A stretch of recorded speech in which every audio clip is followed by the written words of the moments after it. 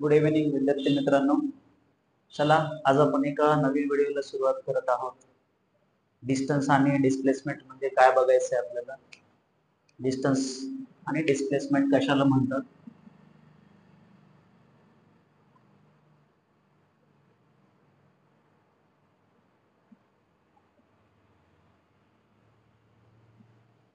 Distance and displacement.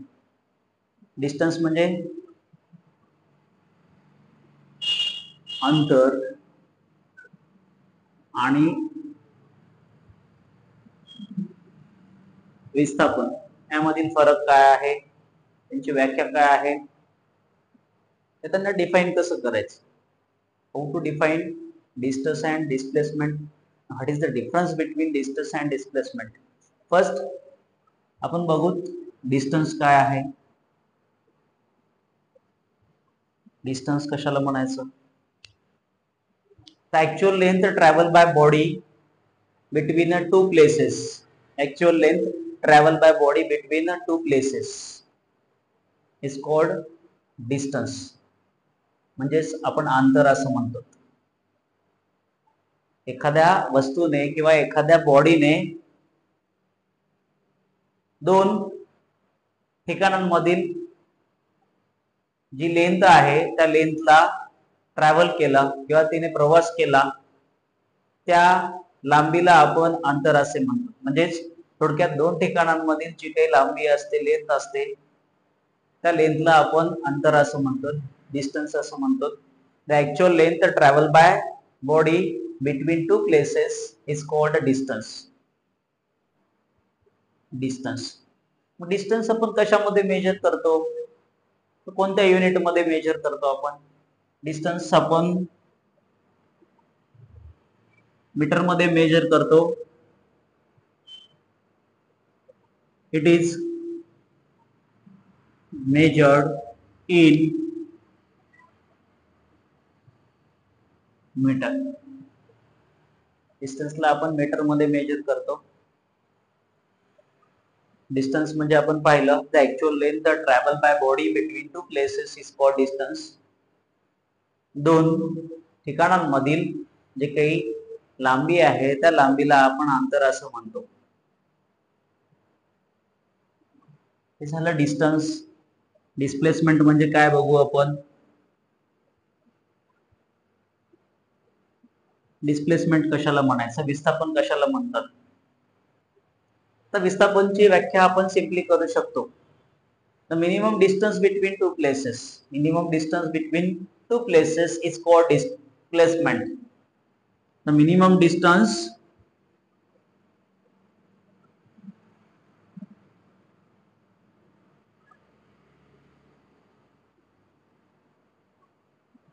between two places is called displacement. दोन ठिकाणांमधील कमीत कमी अंतराला विस्थापन असे म्हणतात. दोन ठिकाणांमधील कमीत कमी अंतराला विस्थापन असे म्हणतात. याचंही युनिट आपण बघू. It is measured in metre. It is measured in metre. बघा डिस्प्लेसमेंट म्हणजे काय. Minimum distance between two places. Minimum distance between two places is called displacement. It is measured in meter. And distance, actual length traveled by body between two places is called distance. It is measured in meter. पण practically बघूत, आपण example घेऊन बघूत. Distance आणि displacement मधला फरक काय आहे. Suppose हे आपलं होम आहे, हे आपलं ऑफिस आहे आणि हे आपले फ्रेंड असतील, म्हणजेच कलिग म्हणतो आपण.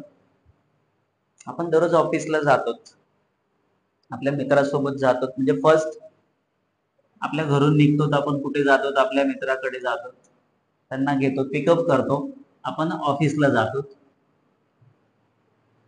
आपल्या घरापासून आपल्या मित्राचं जे डिस्टन्स आहे ते 2 किलोमीटर आहे आणि त्या मित्राच्या घरापासून डिस्टन्स जे आहे ते पुढे 2 किलोमीटर आहे.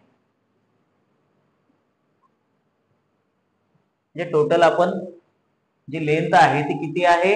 आपलं घर ते मित्राचं घर 2 किलोमीटर आणि मित्राच्या घरापासून ऑफिस हे 2 किलोमीटर आहे. म्हणजे ऍक्च्युअल लेंथ किती आहे? 4 किलोमीटर आपण डेली ट्रॅव्हल करतो. हे काय झालं? आपण आत्ताच डिफाईन केलं जे की actual length travel by body, म्हणजे आपला ऍक्च्युअल लेंथ काय 2+2 4 किलोमीटर आहे. बट मित्रांनी एका दिवशी सुट्टी घेतली, त्या दिवशी तो येणार नसेल तर आपण त्याच्याकडे जाणार नाही. म्हणजे आपल्याला डायरेक्ट ऑफिसला जाता येईल, आपल्याकडे सरळ रस्ता आहे आणि त्याचं डिस्टन्स आहे 3 किलोमीटर. बघा इकडं फरक काय आहे? आता डिस्टन्स पाहिला आपण, actual length travel by body म्हणजे आपण काय करत होतो, दररोज 2 किलोमीटर मित्रापर्यंत आणि मित्राच्या घरापासून परत ऑफिस पर्यंत असं 4 किलोमीटर लेंथ आपण ट्रॅव्हल करायचो. म्हणजे ऍक्च्युअल लेंथ किती होती? 4 किलोमीटर, म्हणजे त्याला आपण डिस्टन्स असं म्हटलं. बट मित्र ज्या दिवशी ऑफिसला येणार नाही त्या दिवशी आपण काय केलं, त्याच्याकडे न जाता आपण डायरेक्ट ऑफिसला गेलो. ऑफिस किती आहे आपल्या घरापासून? 3 किलोमीटर आहे. म्हणजे आपण जे ऍक्च्युअल लेंथ जी काही ट्रॅव्हल करत होतो तिला आपण काय केलं? विस्थापित केलं. किती किलोमीटर मध्ये? 3 किलोमीटर मध्ये. त्याला आपण विस्थापन असं म्हणतो. हे बघा, तिची actual length between two places home to office 4 kilometre, but minimum distance किती आहे? 3 किलोमीटर, म्हणजे त्याला आपण काय म्हटलं? विस्थापन असं म्हटलं. 3 किलोमीटर काय असेल आपलं? 3 किलोमीटर हे काय झालं? डिस्प्लेसमेंट झालं आपलं. आणि हे 4 किलोमीटर काय असेल? आपलं ऍक्च्युअल डिस्टन्स असेल, जे की आपण डेली ट्रॅव्हल करत असतो. कळलं दोघांमधला फरक? डिस्टन्स काय आहे आणि डिस्प्लेसमेंट काय आहे, हे अशा पद्धतीने आपण बघू शकतो. नवीन व्हिडिओसाठी सबस्क्राईब करा, लाईक करा, जेणेकरून पुढचा व्हिडिओ तुमच्यापर्यंत पोहोचेल. धन्यवाद.